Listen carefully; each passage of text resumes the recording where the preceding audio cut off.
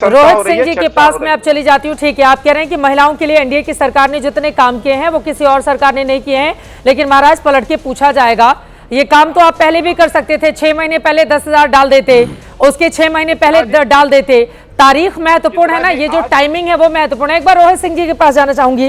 रोहित सिंह जी, उधर आरजेडी भी तेजस्वी यादव की ओर से आज ही महिलाओं से संवाद किया गया है। माई बहन योजना का वो फॉर्म भरवा रहे हैं और महिलाओं के लिए तमाम योजनाओं का ऐलान कर रहे हैं रोहित सिंह जी। तो महिला मतदाता किसकी बनेंगी भाग्य विधाता? महिलाओं पर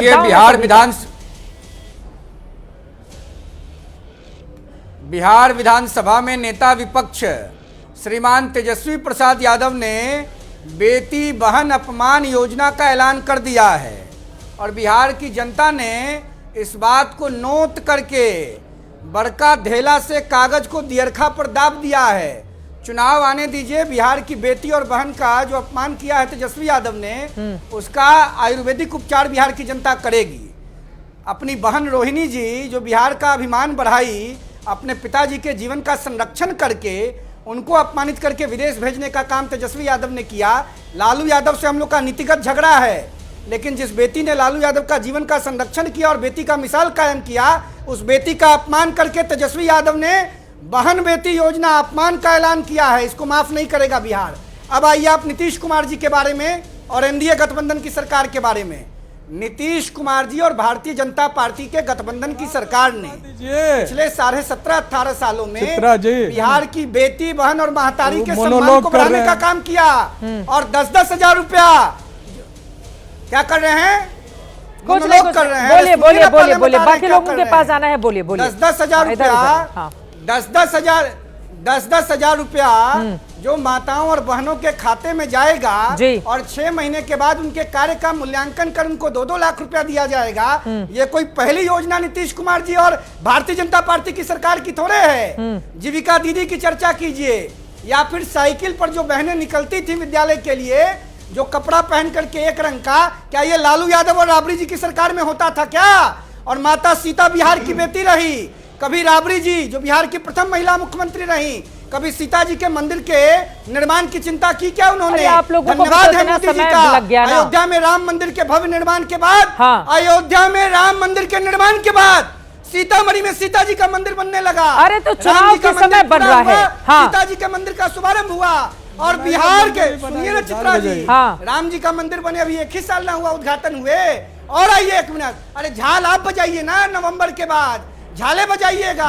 अरे बुरी तरह ताली बजा रही है भारतीय जनता पार्टी और नीतीश कुमार के साथ। राम मंदिर का मामला तो कोर्ट में था, पहले यहीं पर बनवा लेते सीता जी का। ठीक है, लालू यादव के लिए, ठीक है, राहुल गांधी के लिए बिहार ने नारा दे दिया, वोट चोर बूथ चोर, वोट चोर बूथ चोर मुंह चोर बिहार छोड़।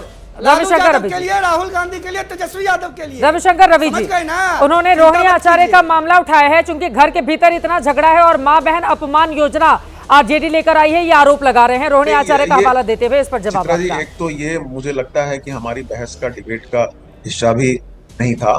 परिवार में कुछ तरह की असहमतियां हैं, कोई बातचीत है, तो मुझे लगता है वो परिवार का मामला है। इसमें क्या इसका राजनीतिक डिबेट का विषय नहीं है। अपनी बारी में महिलाओं के सम्मान पर बात हो रहा है, तो महिला पर कोई असहमति होना, किसी का असम्मान करना नहीं है। मुझे लगता है कि बातों का कोई संबंध नहीं है। क्या रोहिणी आचार्य बिहार की महिलाओं को घुमा के डिबेट को एक यहाँ पे लाने की कोशिश है नहीं। हर चीज में यही होता है कि या तो आप 20 साल 30 साल और 40 साल पहले चले जाओ, और या फिर आप चीजों को परिवार में कुछ बात हुई, किस परिवार में नहीं होती है, परिवार की बातें तो रोहिणी आचार्य ही सोशल मीडिया पर लेकर आ रही है ना। वो सोशल मीडिया पर नहीं लेकर आती, बाकी लोगों को मौका नहीं मिलता। किसको पता है परिवार के अंदर क्या चल रहा है?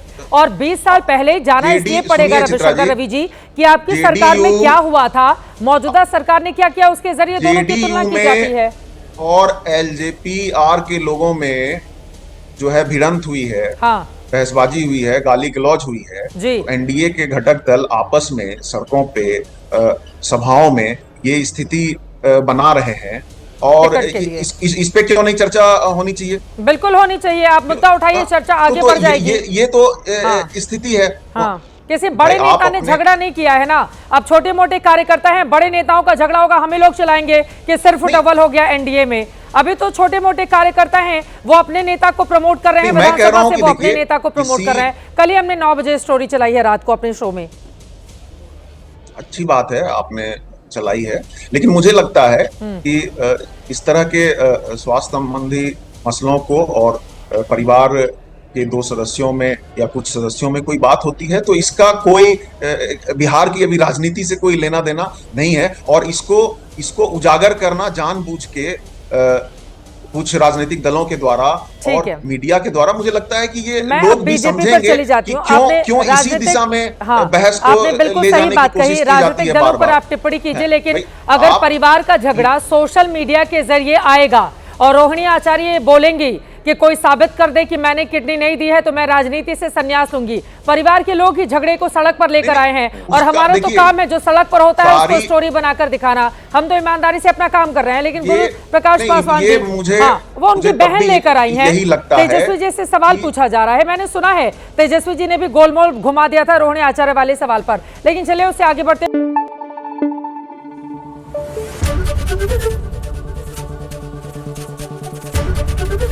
एबीपी न्यूज आपको रखे आगे।